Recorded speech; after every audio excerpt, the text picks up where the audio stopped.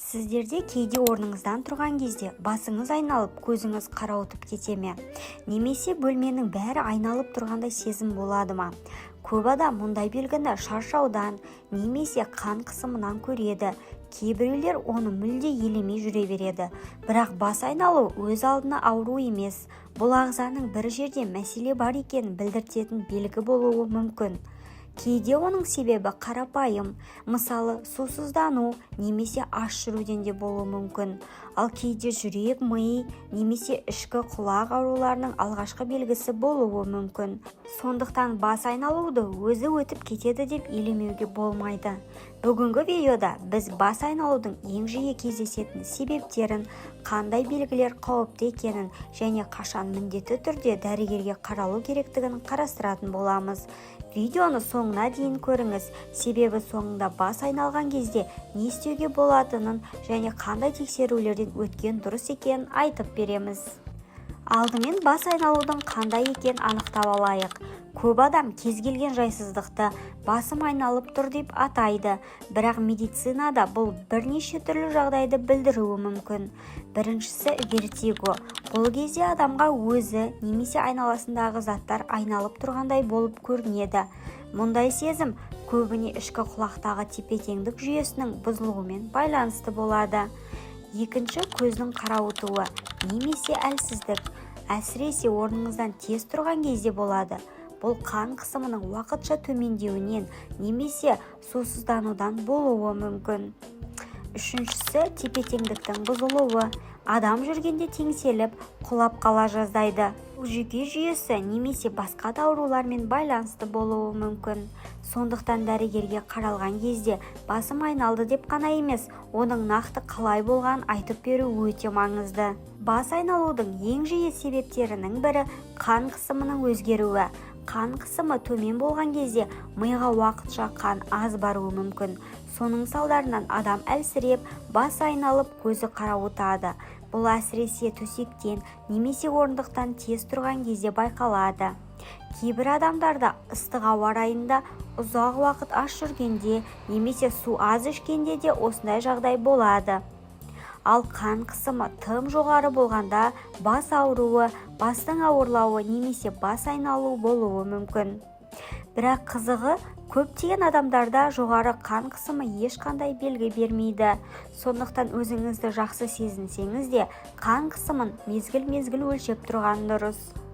Егер бас айналу жиі қайталанса, қан қысымын бірнеше күн қатарынан таңертең және кешке өлшеп, нәтижесін дәрігерге көрсеткен жөн.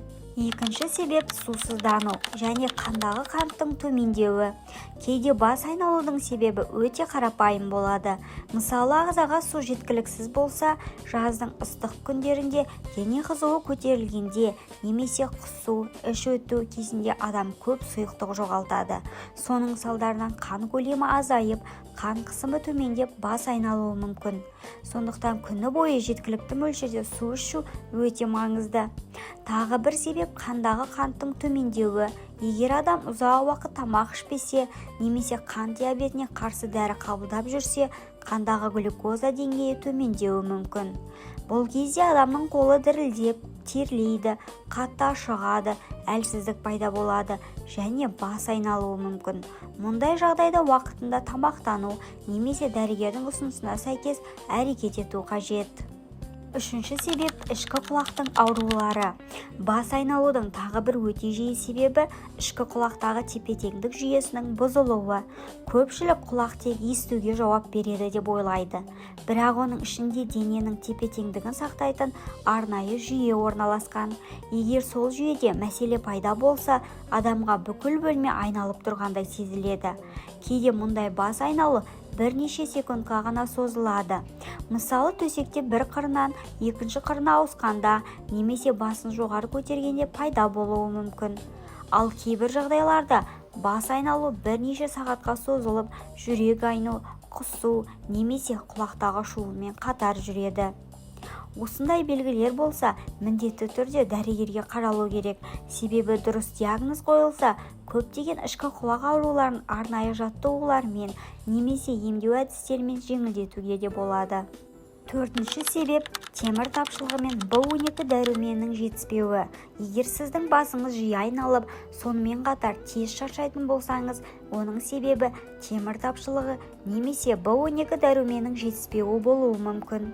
Темір гемоглобиннің негізгі құрамдас бөлігі. Гемоглобин оттегін өкпеден барлық мүшелерге, соның ішінде миға жеткізеді. Темір жетіспесе, миға оттегі аз барады. Соның салдарынан адам өзін әлсіз сезінеді, тез шаршайды, бас айналады, жүрегі жиі соғуы мүмкін. Әйелдерде көп мөлшердегі етеккір, жүктілік немесе дұрыс тамақтанбау темір тапшылығына себеп болуы мүмкін. Ал В12 дәрумені жүйке жүйесінің қалыпты жұмыс істеу үшін өте маңызды. Оның тапшылығы кезінде аяқ-қолдың ұюы, есте сақтаудың нашарлауы, әлсіздік және бас айналу байқалуы мүмкін. Мұндай жағдайда өз бетіңізше дәрумен қабылдамай, алдымен дәрігердің кеңесімен қан талдауын тапсырған дұрыс. Бесінші себеп мойын остеохондрозы басты айналдырады ма? Көп адам бас айналса, оны бірден мойын остеохондрозынан көреді. Шынында мойын омыртқасындағы өзгерістер кейбір адамдарда мойынның ауруын немесе қозғалысының шектелуін тудыруы мүмкін. Алайда қазіргі ғылыми деректер бойынша бас айналудың көп жағдайының негізгі себебі дәл остеохондроз емес. Егер бас айналу тек мойынды бұрғанда пайда болып, мойын қатты ауырса, дәрігер бұл себепті де қарастыруы мүмкін. Бірақ бас айналудың себебін тек остеохондрозға жаба салу дұрыс емес. Өйткені оның артында ішкі құлақ аурулары, қан қысымының өзгеруі, анемия немесе басқа да маңызды себептер болуы мүмкін. Сондықтан нақты диагноз қою үшін дәрігердің тексеруі қажет. Екінші себеп стресс және үрей. Соңғы жылдары адамдарда стресс пен мазасыздық жиілеп кетті. Созылмалы күйзеліс кезінде адам жиі әрі терең тыныс ала бастайды. Мұны гипервентиляция дейді. Соның әсерінен адамның басы жеңілдеп, айналғандай болады. Жүрегі қағып, қолы дірілдеуі мүмкін. Мұндай белгілер адамды қатты қорқытып, мен инсульт болып жатырмын деген ойға да алып келеді. Бірақ стресс кезінде болатын бас айналу мен инсульттің айырмашылығы бар. Егер тек бас айналу болса, бірақ сөйлеу бұзылмаса, қол-аяқ әлсіремесе және бет қисаймаса, бұл көбіне басқа себептермен байланысты болуы мүмкін. Дегенмен жиі қайталанатын немесе мазалайтын белгілер болса, міндетті түрде дәрігерге қаралыңыз. Ал енді қандай белгілер қауіпті? Көп жағдайда бас айналудың себебі өмірге қауіпті емес, бірақ кейбір жағдайларда дереу жедел медициналық көмек қажет. Егер бас айналумен бірге мына белгілердің бірі болса, уақыт жоғалтпаңыз. Бір жақ қолдың немесе аяқтың әлсіреуі, беттің қисаюы, сөйлеудің бұзылуы немесе сөзді түсінбеу, кенеттен өте қатты бас ауруының пайда болуы, естен тану, көрудің кенеттен нашарлауы немесе қосарланып көру, жүре алмау немесе тепе-теңдікті мүлде сақтай алмау. Бұл инсульттің немесе басқа да ауыр жағдайлардың белгісі болуы мүмкін. Мұндай кезде өздігінен емделмей, дереу жедел жәрдем шақыру қажет. Сонымен бас айналу көптеген себептен пайда болатын белгі.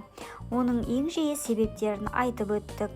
Егер бас айналу сирек болып, тез басылса да ол жиі қайталанса, немесе басқа белгілермен бірге жүрсе, міндетті түрде дәрігерге қаралыңыз.